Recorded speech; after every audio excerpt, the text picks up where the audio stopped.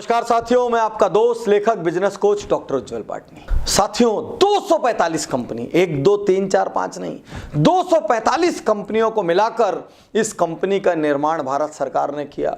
आज ये 70% से ज्यादा मार्केट शेयर रखती है। विश्वास कीजिए, यदि यह एक देश होती तो इसके एम्प्लॉयज और इसके यूजर मिला के दुनिया का 5वां सबसे बड़ा देश बन जाते हैं।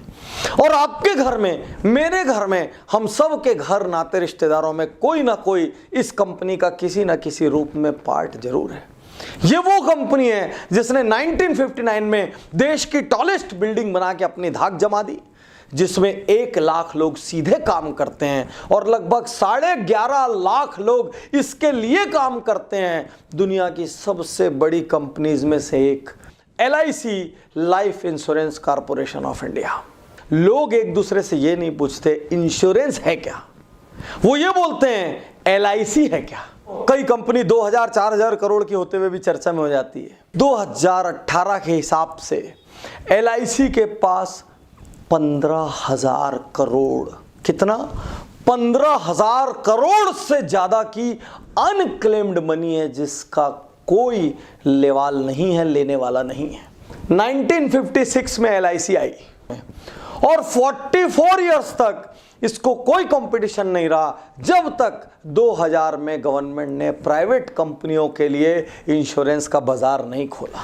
तब तक इसके पास लिमिटेड प्रोडक्ट थे, यहां तक कि इसके पास टर्म इंश्योरेंस भी नहीं था। और साथियों 2000 में LIC की जब बादशाहत खत्म हुई और इसको कंपटीशन में आना पड़ा, नोकिया कैसे खत्म हो गया, कोडक कैसे खत्म हो गया, ये सब नहीं बदलने की केस स्टोरी है। और LIC ऑफ इंडिया बदलने की केस स्टोरी है। बदल के मार्केट लीडरशिप कायम रखने वाली भारत की चुनिंदा कंपनियों में से एक LIC है। साथियों LIC एक विथ प्रॉफिट कंपनी है, जिसका 5% प्रॉफिट गवर्नमेंट ऑफ इंडिया को जाता है। मजे की बात है कि गवर्नमेंट की गारंटी LIC पॉलिसी होल्डर्स को आश्वस्त करती है कि मेरा पैसा कहीं नहीं जाएगा और ये कंपनी कभी डूब नहीं सकती। इसीलिए इस कंपनी की टैगलाइन, पंचलाइन है, जिंदगी के साथ भी, जिंदगी के बाद भी। प्रश्न ये है कि LIC इस हजारों लाखों करोड़ रुपए का करती क्या है जो आपसे लेती है। ये हर साल 50,000 करोड़ रुपया शेयर मार्केट में डालती है। आपको ये जान के अचरज होगा कि LIC की 5.11 ट्रिलियन रुपीस का इन्वेस्टमेंट इस वक्त शेयर मार्केट में है और बचा हुआ 80% से ज्यादा पैसा government bonds, government securities, government funds में डालती है, जिसकी वैल्यू 2017 में लगभग 23 ट्रिलियन थी, 23 ट्रिलियन। जब भी शेयर बाजार डाउन होता है और जब भी गवर्नमेंट को इसको स्टेबल करना होता है, LIC गवर्नमेंट का कवच बन के उस दिन शेयर मार्केट में पैसा लगाती है और मार्केट को गिरने से बचाती है। यहां तक कि ITC, SBI जैसे टॉप मोस्ट कंपनियों का 10 से 15% हिस्सा LIC के पास है। LIC के बचने का सबसे बड़ा कारण LIC ने निरंतर कंपटीशन के हिसाब से नए प्रोडक्ट्स का इजाद किया।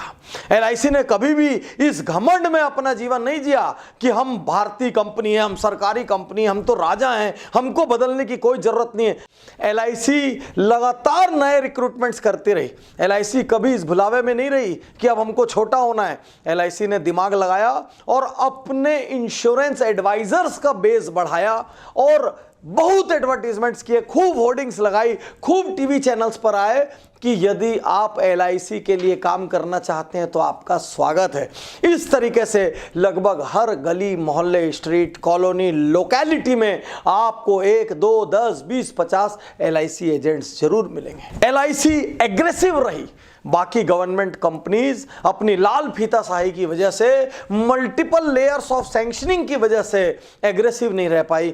दूसरी कंपनी ने एक एडवर्टीजमेंट दिया तो LIC ने 2 एडवर्टीजमेंट दिया, एक क्वार्टर पेज दिया तो LIC ने फुल पेज दिया। यदि दूसरी सारी कंपनी ने मिला के टीवी पे जो टाइम लिया, LIC ने अकेले उतना टाइम लिया।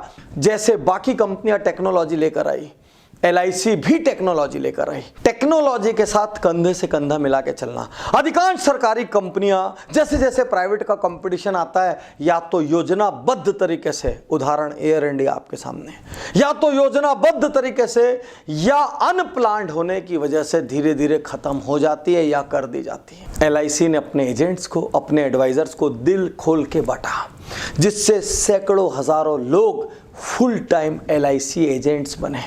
उन्होंने इंश्योरेंस को पार्ट टाइम बिजनेस नहीं, फुल टाइम बिजनेस करिए इस रूप में प्रमोट किया। जम के कमीशन दिया, यहां तक कि किसी किसी पॉलिसी में फर्स्ट ईयर में 35% तक का कमीशन आता है। 3 साल तक जम के कमीशन मिलता है, उसके बाद वो कमीशन बंद हो जाता है। लेकिन एक एजेंट को जब तक पॉलिसी होल्डर प्रीमियम पटाता रहता है तब तक उसको कुछ ना कुछ मिलता है। इसीलिए कहते हैं LIC को लोग रॉयल्टी इनकम के रूप में देखते हैं। LIC एजेंट अक्सर प्रोफेशन चेंज करते हुए नजर नहीं आते। उनकी LIC के प्रति अद्भुत और असाधारण लॉयल्टी रहती है। इस वजह से कितना भी कंपटीशन आ गया, LIC पीछे नहीं गया। यदि 71% मार्केट शेयर LIC के पास है, यदि LIC गवर्नमेंट बैक्ड है, क्या LIC को कोई रिस्क नहीं है?